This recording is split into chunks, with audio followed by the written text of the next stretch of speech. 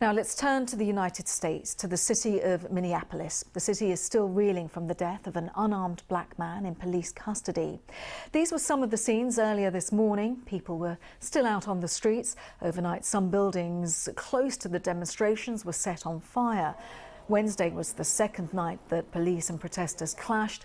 Tear gas was fired by police while protesters threw rocks and also sprayed graffiti. Businesses were also looted. The mayor of Minneapolis spoke a few hours ago about the protests. Over the last 2 days and the emotion-ridden conflict over last night is the result of so much built-up anger and sadness. Anger and sadness that has been ingrained in our black community, not just because of 5 minutes of horror, but 400 years. If you're feeling that sadness and that anger, it's not only understandable, it's right. Well, let's just remind ourselves of what sparked this. This is 46-year-old George Floyd. He is the man who died in police custody on Monday. And this is a video of the incident that eventually resulted in his death. And before we play it, I just need to warn you that it is distressing. I cannot breathe. You just a grown, you're a tough guy. Check his pulse. Okay. Check his pulse, Kyle. You could clearly hear Mr. Floyd saying that I cannot breathe. Now, Mr. Floyd was being arrested following reports of using counterfeit money. He died shortly after arriving at hospital. 4 police officers have been fired. The mayor of Minneapolis has called for charges to be pressed against the officer filmed holding Mr. Floyd down. But as the mayor suggested in that clip, for many of the protesters, this is just not about this one incident. George Floyd's death has direct parallels with another instance of police brutality back in 2014. And once again, I have to warn you that this video that we're about to play is also distressing. This is 43-year-old Eric Garner, who died after being arrested by white policemen in Ferguson, Missouri. He was put in a chokehold, and just like George Floyd, he said, "I can't breathe." And just like this week's incident, Eric Garner's death sparked a wave of protests and riots. Mr. Garner's mother was in Minneapolis today, and this is what she said. As you know, this happened to me almost 6 years ago. And this is just opening up an old wound, pouring salt into it. They keep coming into, the police officers come into our neighborhoods. They brutalize, they terrorize, they murder our children, and we have done nothing. Eric Garner's mother, whose death was the driving force in the Black Lives Matter movement. Let's speak to Benjamin Crump, a lawyer who is representing George Floyd's family. Benjamin, you also represent the family of Ahmaud Arbery, the 25-year-old man who was killed by a father-son pair while he was jogging in Georgia in February of this year. We're seeing once again the death of a black man in police custody. Once again, we're talking about this. What is going wrong? Well, unfortunately, it has been open season on the killing of unarmed black men by the people who are supposed to protect and serve us, that being the police. And clearly with George Floyd, you do think back to Eric Garner, but this is I Can't Breathe in 2020. I mean, he was in handcuffs, face down, and the police officer has his knee on his neck, not for 1 minute, not for 2 minutes, not for 3 minutes, not for 4 minutes, not for 5 minutes, not for 6 minutes, not for 7 minutes, but almost 8 minutes. He's begging, pleading for him to take his knee off his neck. Even the citizens on the public sidewalks are saying, you're going to kill him, but yet the police offer him no humanity.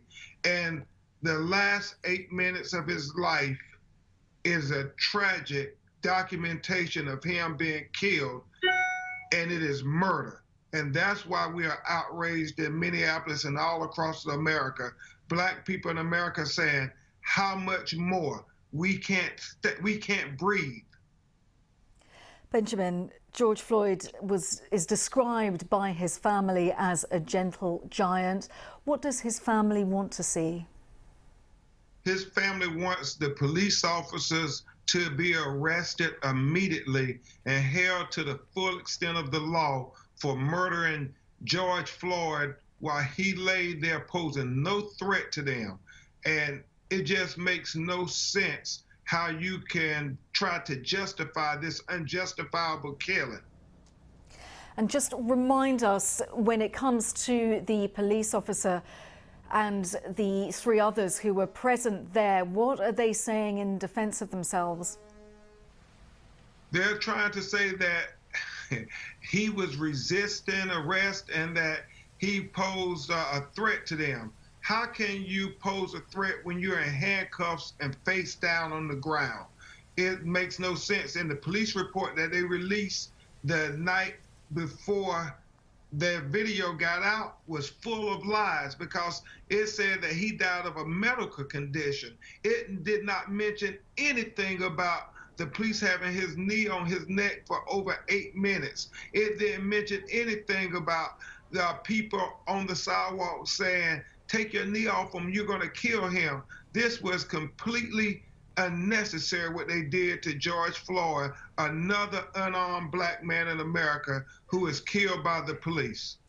What is happening with the US police? Is it, when we talk about these cases, so many of these cases, of course, you also represented Trayvon Martin's family, who was shot dead in 2017 at just the age of 17. Is it fair to say that there is systemic racism in the US police force? Well, we believe there's systemic racism in the United States criminal justice system, whether it be the police force, whether it be the court systems.